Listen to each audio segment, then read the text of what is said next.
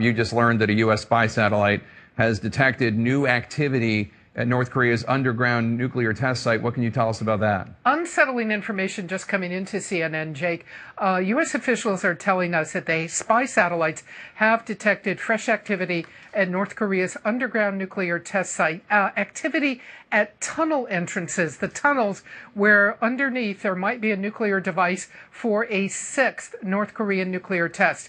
What we also know is that this is a real concern because if there is a sixth test in the coming days, the worry is that this means the Chinese diplomatic initiatives, although they're in their early stages, they're simply not working with the regime. Kim Jong-un is not paying attention. U.S. military commanders have updated military options if there is a nuclear test to present to President Trump. We want to hasten to add no indication that the president's about to order military action. It's always the same problem in North Korea. Can you really get to the targets? And what would North Korea do? Would it unleash against South Korea? And that is always one of the big stoppers in any potential idea of retaliating against the North. Barbara, what would those options, what might they look like? Well, I mean, I suppose the idea is that U.S. spy satellites have very closely been tracking the location of the underground test site, what goes on there, the location of where North Korea is fabricating its fissile material, missile construction sites, missile launchers. The idea would be to take out completely North Korea's ability to build and field an intercontinental ballistic missile with a nuclear warhead.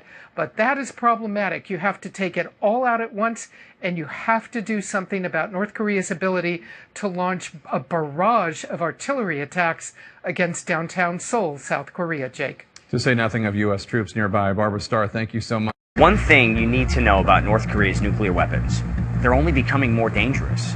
Each nuclear test, each missile launch, only brings North Korean leader Kim Jong-un closer to his ultimate goal: an intercontinental ballistic missile with a nuclear warhead capable of striking the mainland U.S. Is he there yet? Most analysts say no, but it's only a matter of time. We're seeing this frantic pace of testing, which means that Kim's arsenal is growing quickly and becoming more advanced. Right now, North Korea could launch a devastating strike with conventional weapons on highly populated areas like Seoul or maybe even Tokyo. And soon, those missiles, perhaps with nuclear tips, will be able to go even further and with greater accuracy. Even if North Korea will never match the firepower of the U.S., they have the potential to kill a lot of people and do a lot of damage if they ever feel cornered. Kim's government views these nuclear weapons as vital to their survival as a nation. I've been to North Korea many times, and many times their officials have told me they will not give up their nuclear weapons. Period. U.S. spy satellites have detected new activity at North Korea's underground nuclear test site for the first time in several weeks, two U.S. officials told CNN. The activity appears to involve some modifications around one of the tunnel entrances to an underground test area. The officials said it is not yet clear if the activity indicates a sixth nuclear test is imminent, but noted there is concern that North Korea could set off a test during Wednesday's visit to Washington by top Chinese diplomats and military officials.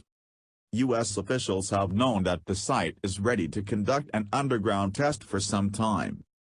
Two senior U.S. officials with direct knowledge also told CNN that military options for North Korea have recently been updated, and will be presented to President Donald Trump for a decision to act if there is a nuclear test.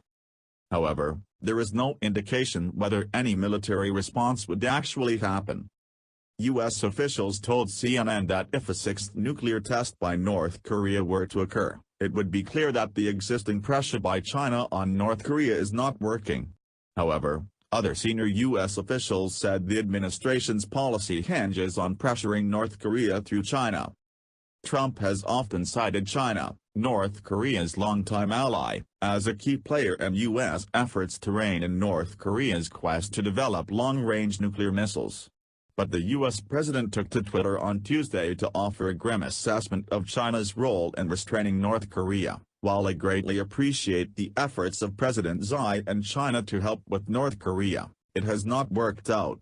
At least I know China tried.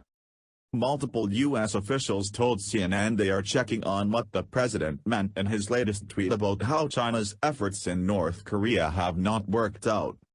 One Trump administration official said bluntly they didn't know what the president was referencing when asked what the tweet meant. Another said there was no meeting earlier Tuesday that they believe could have spurred Trump's comment, and pushed back on the idea that the tweet could be a hint of some forthcoming diplomatic or military action. White House Press Secretary Sean Spicer painted a rosier picture on Tuesday, telling reporters that the U.S. is continuing to work with China to apply pressure on North Korea, and said the U.S. has seen positive movement with China. The U.S. will continue to work with them and others to put the appropriate pressure on North Korea to change the behavior of this regime, Spicer said. Asked whether Trump would still consider meeting with Kim Jong-un given the right conditions, Spicer said, "Clearly we're moving further away, not closer, to those conditions being met." The Chinese have moved a bit toward restraining North Korea, but not enough for administration officials' taste, and there is reason to be skeptical as to how much more they will move. But the U.S. officials said it will be at least a year before they can evaluate whether the North Koreans are feeling pressure because of China.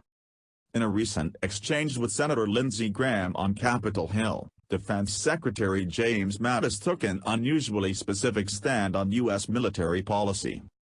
Graham asked, "Is it the policy of the Trump administration to deny North Korea the capability of building an intercontinental ballistic missile that can hit the American homeland with a nuclear weapon on top?